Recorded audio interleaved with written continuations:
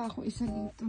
Kasi tumae yung nalock yung pusa namin dito sa loob. And then, hindi siya nakalabas. Dito siya tumae pero nagkakal siya. So, napunta sa blanket namin.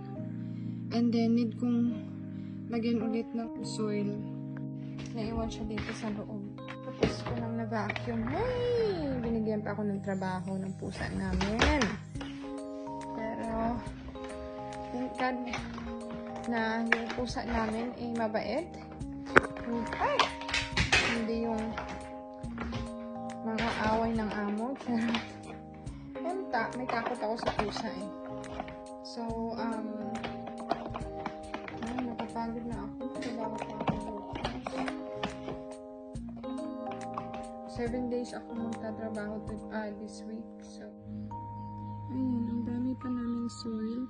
2, 4, tapos meron pang isa dito. Ayun yung problema ko, madamo na. Marami ng damo dito. Ito, parang mamamatay pa yung tomatoes ko. Tapos lettuce, nakain ko na yung iba dito. Tapos ito, parang mamamatay din. Pero may natitira pa namang pwede. Tapos parsley, 2. Tapos, ano ba yun? Spinach? Ayun, paano yun na anuhan. Kaso lang, parang mamamatay na din. Pero yan talaga yung ano ko. Gagawin ko sa susunod. I-clear ko yung mga bushes na dapat mawala na. And then ayun pa. Yan, diba? Parang fire, problem talaga.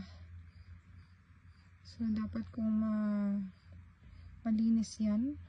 May isang box pa doon. Puno na. Hindi ko pa ang bigat-bigat. Hindi ko kaya yan. Maghihintay pa ako kay Rob na makauwi para linisan namin yan dyan.